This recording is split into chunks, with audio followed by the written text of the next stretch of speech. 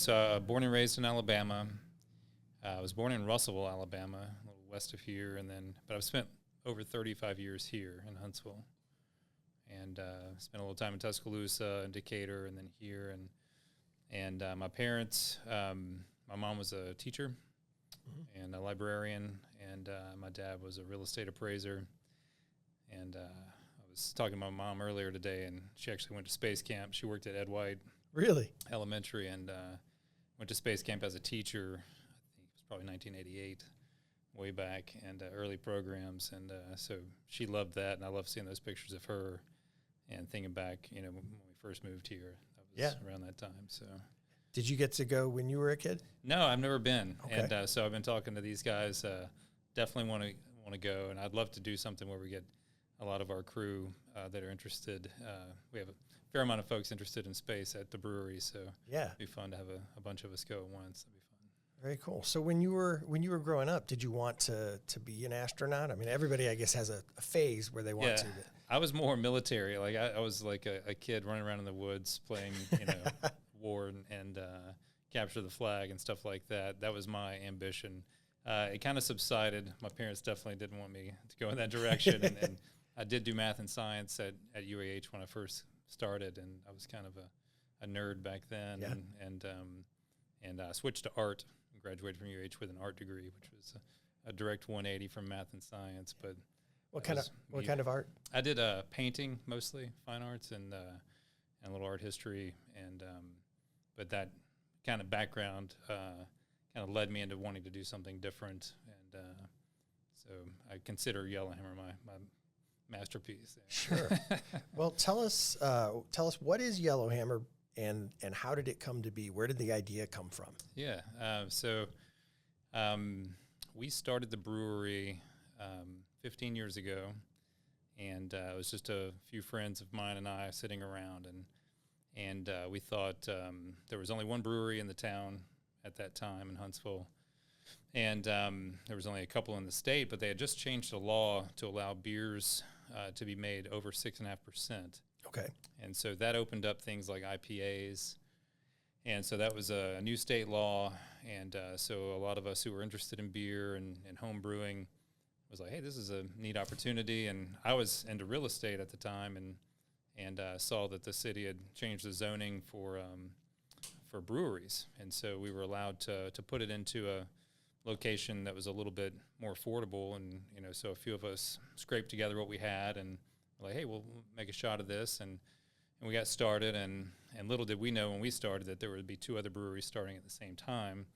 And that was kind of the wave from that law passing, and that was a free the hops movement, and that was kind of a grassroots movement that really started changing laws and making a difference for Alabamians, and it definitely did in Huntsville, because when I was growing up here, there really wasn't a whole lot to do, and for after hours, after work, and so that was kind of the impetus for us doing it. It was like, hey, let's do something fun, and we had a little free time, and so we started doing it nights and weekends, and then it just took off. And then in 2013, that was around 2010 when we opened, and then 2013 they changed the law to have a tap room, because before it was just we were just making it for to sell to bars and restaurants, and then that changed everything. So having a tap room, people could come and visit and see what's going on, and that was a big deal, and that allowed us to make retail revenue versus wholesale revenue. And so it really allowed us to expand and grow, and now here we are, 12 years later, and it's made a huge difference.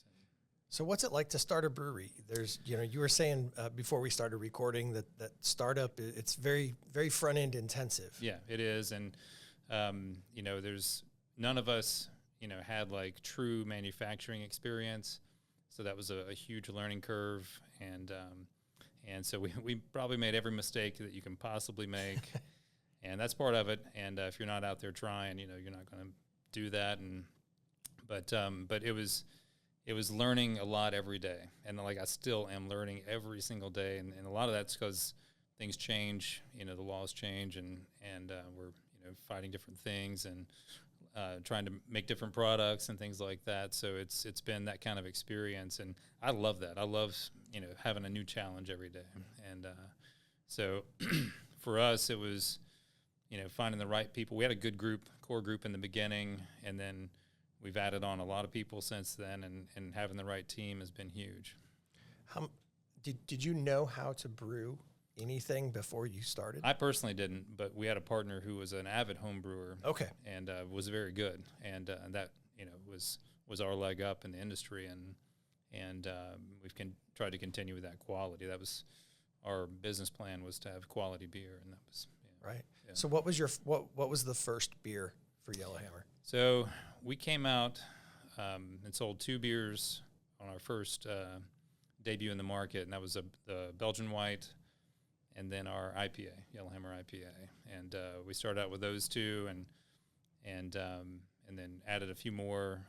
But Belgian White was our number 1 seller at the time for years, and we were the only ones making kind of a light beer in the market, and there was a ton of IPAs. That was kind of the focus on the craft beer scene, and so we were that light option, and the Belgian White, and it's still, a big popular beer of ours. But it's when we opened the tap room a few years later, Rebellion quickly became our number 1 seller, and that's our kind of our amber offering, and that was more of a beer drinker's beer. Sure. And so that was, we were getting that crowd, and it stayed that way for a few years, and then T- became our number 1 seller once we started that program in 2017. So yeah, well, and that's kind of what brings you here to the Space and Rocket Center to talk to us today is T-. So how did the idea for T- start? Yeah, so it was really neat. I wasn't a part of it in the beginning, and our taproom manager had some friends who worked here, and they were like, hey, we're interested in doing a beer for the Space Camp alumni party.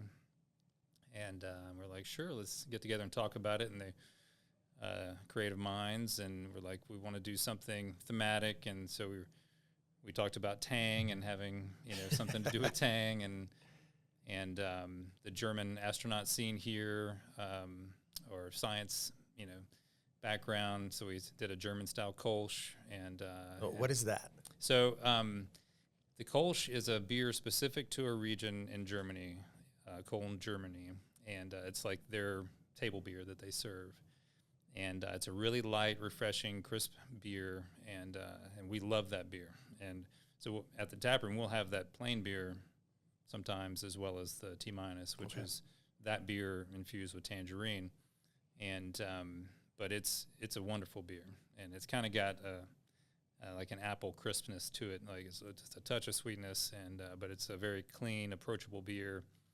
And then and then the T-, of course, the space theme named, and so we did that beer for the party, and it was a success. It was a small batch for us, and I remember in the beginning we actually put tangerines into the boil kettle. Yeah, very labor-intensive process, and now we use like an extract, a real fruit extract. But that first batch was, us chopping tangerines and throwing them in. So is Tang actually tangerine and not orange? Well, I think it's I'm not sure about that, but Okay. But the name Tang sounded like tangerine to us. Sure. And so that was. It's all citrus. Yeah, pretty close one way or the other, but it was a success for the party. We had some left over for the tap room, so we sold it in the tap room, and it was great. And then we were like, well, we'll make it again. It was kind of a fun thing, and so we did it again. And then one of our business partners, Bill Rourke, was like, wouldn't it be fun if we did something more community driven with it? And so at the time, Dr. Barnhart was here, and we met with her, and we're like, what can we do to give back to the community? And so we came up with a scholarship program, and so we donate $1 from every pint sold in the tap room, and some of the proceeds from all the market sales towards a scholarship fund each year. And that's, we've done that now, I think, for like 8 years, and this is a scholarship to send kids to space camp? Right, yeah. So so every year we present a check and based on our sales for that year, and it's just been the coolest thing ever, because we get letters from the kids, and it's just the most endearing thing to hear, that we're making a difference, for some folks in the community, and an institution in the community, you know, that we love. Yeah.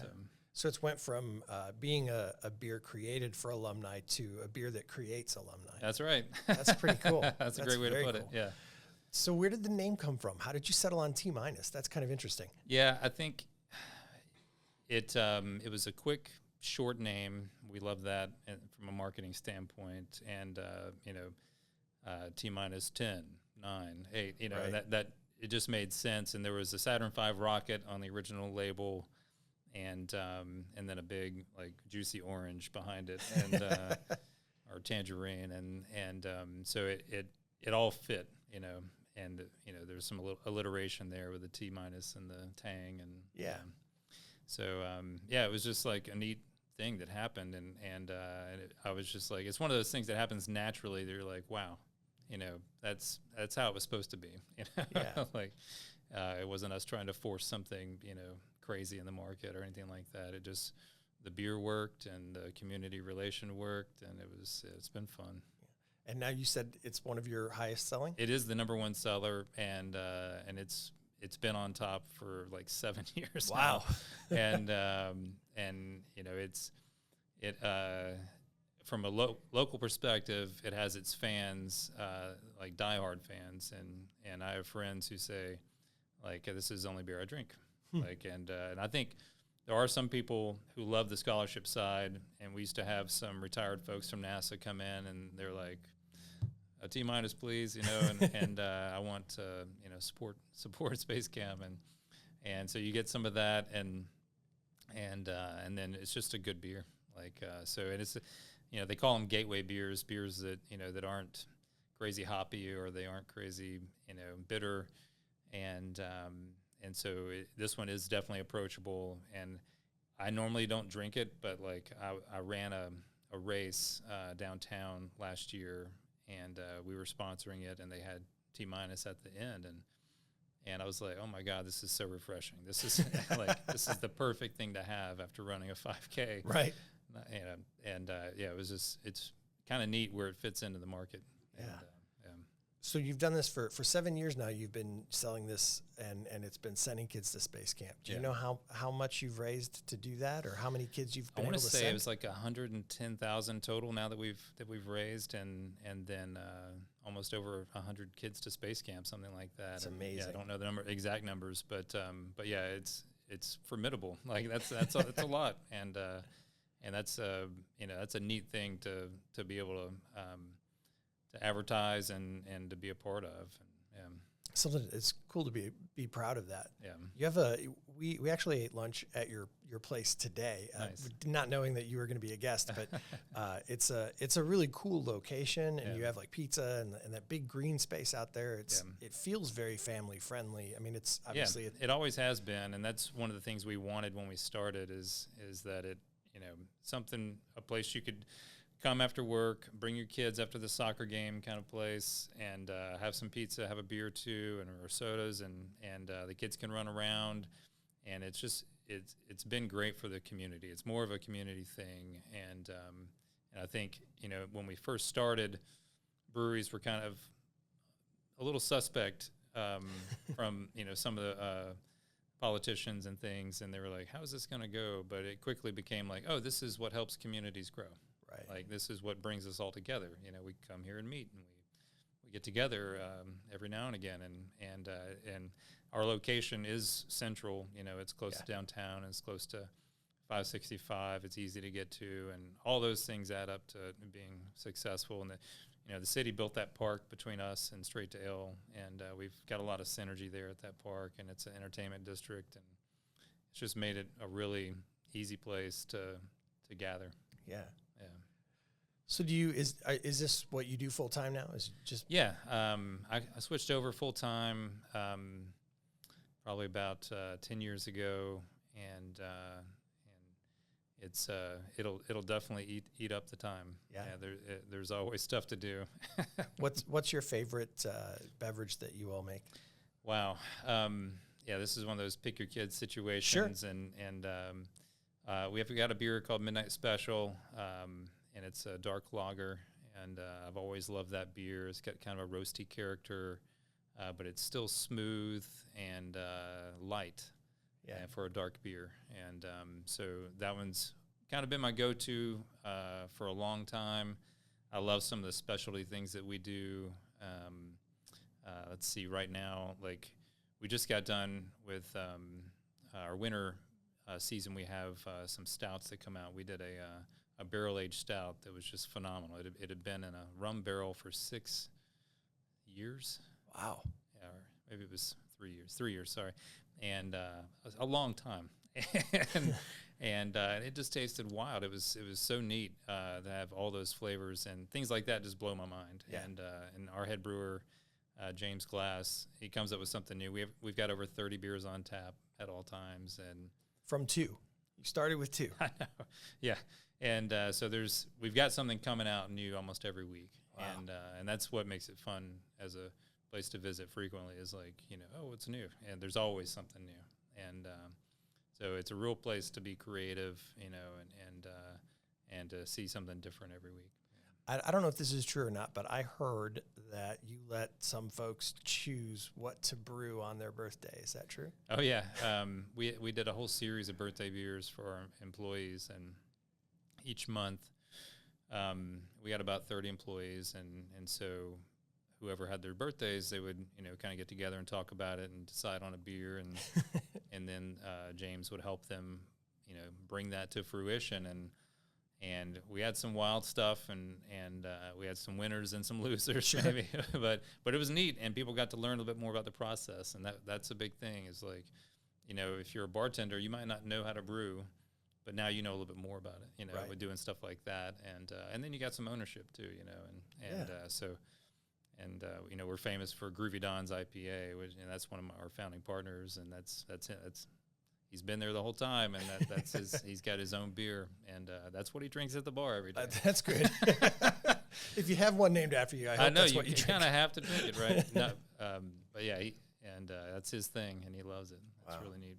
All right, so I'm going to ask, and I know that this is probably a dangerous question, but what do you think is, like, what was the most wild, unsuccessful thing you've ever brewed, right? Like, I always think, like, my family, we taste all of the new, like, we have a tradition at my house. When a new Oreo flavor comes out, we try it. And we know, like, 9 out of 10 of them are fine, right? And then there's one that's going to either knock your socks off or just be like, what were those folks thinking, right? But also, sometimes they sound like they're going to be amazing. And then it just doesn't come together.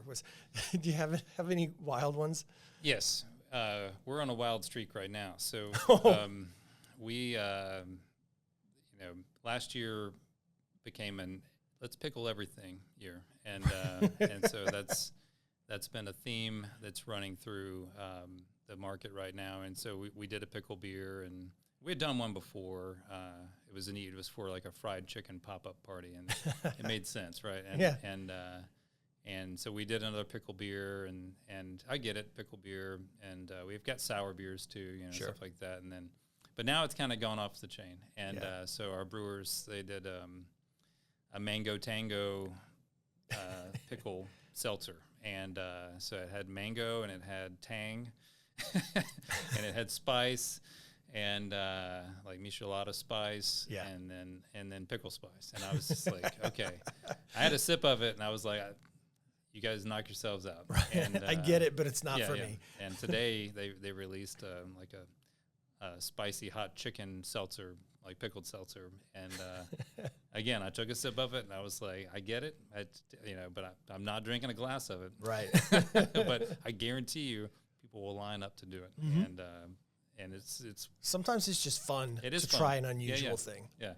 And it's one of those things where, like, okay, maybe with some ice and some pickle on the side kind of thing, like a Bloody Mary situation. And to each their own on that. Yeah. But okay. Do you have one that's like your favorite strange one that was just a short run? I do. So we make a beer called Miracle Worker, and it's a Belgian style triple. And we did it 1 year for our anniversary, where we aged it on cherries in a white wine barrel. and that beer was phenomenal. I would drink it every day if I could, but we don't make it. Right. That's what makes it special. And Right. And so at some point, maybe we'll bring it back. It'll be like the McRib. Once in a while, it'll show back up and everybody will exactly. clamor to it. Yep. That's wonderful. So do you do, is there anything else that you all do as far as like your interactions with the Rocket Center? Are you involved in any other ways? I know you're talking about bringing your family at some point for. Oh yeah. I mean, I know we do the Mad Scientist Bash, and that was, okay. they just had, or that's coming up. Is that right? And yeah, it's coming up. yeah, and so we do a little bit with that and things like that, but and then the Oktoberfest here, we do a little bit with some of the F&B here, the food and beverage folks, and Yeah. But it's been really neat because, I guess for a while there wasn't beer served here, and Right. now there is, and they have some functions, and it makes sense for because they're with the Davidson Center, I think they do a lot, Yeah. and so people enjoy it there, and yeah, the alumni comes to our place, and we do stuff for them too, The Alumni Association? yeah, Okay. which is really neat. I mean, what a cool community, right? Yeah. Yeah, and a lot of times they'll have astronauts. We had astronauts come, and yeah, it's wild. Yeah. So you have an art degree. I'm backing up just a little bit, but you said you had an art degree. Do you involve yourself with like the label creation at all?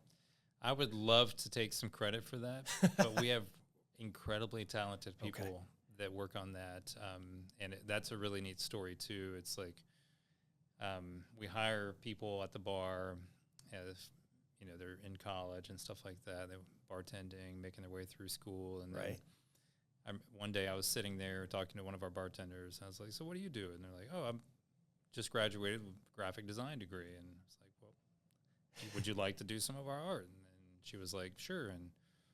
And off to the races. And she's been our marketing director and graphic designer, Wow. for 8 years now, and just knocking it out of the park, because it's an all day, every day thing, because we're creating labels, we're creating social media, Right. just like, there's just so much to do now, with that kind of direction, and she's so good at it, and I like to come up with some ideas every now and again, but again, I'm aging out of what's Sure. being interesting and cool. Yeah.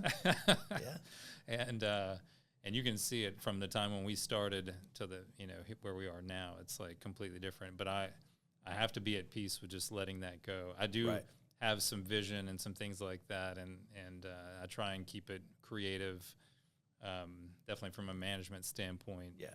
But from a true artistic standpoint, no, none of my stuff has ever made it to beer labels, and I was always abstract anyways. Yeah. Didn't quite add up. Very cool. Well, is there anything that you would like that we've not touched on that you'd like us to talk about? I would like to see T- in space. So if you guys can put in a good word, we can send some T- to space. I know they don't allow alcohol. The Russians get it up there somehow, so I'll have to send it with them to bring it to the space station. Goals, long-term goals, right? Yeah. Yeah, I don't know if beer would make it. I know they bring some vodka, but I was thinking about doing a T- vodka. So there you go. I don't know how the carbonation would. Yeah, I know handle. it might be tricky, but we'll put it in vodka form, and Yeah. bring it to the space station. If you had a chance to go to space, would you go? That's a good question.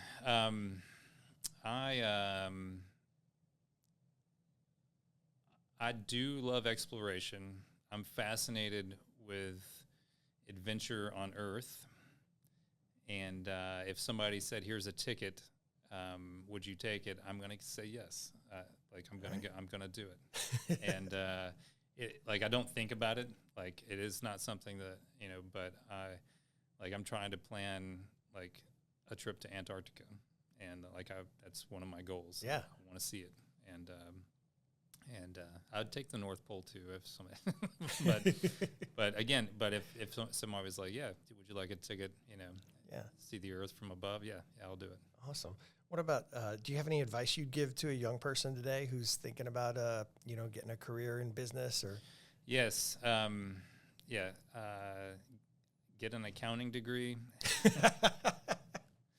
Learn that side of it. Yeah. Business is so tricky, and so we read a lot of books when we started. There were some books on brewing out there, and we tried to read them all. And education is so key. And then attribute most of our success to surrounding yourselves with people that are better at you than something, better than you at things that they can do. Yeah. And so just making sure you can fill in those gaps because you might be a great brewer, but you might not know anything about, taxes. And so making sure you can cover all those bases. And small business, you kind of have to do a lot of it yourself, unless you've got a ton of money. And my advice, educate yourself, and surround yourself with a great team. Wonderful. I've got a spaceship that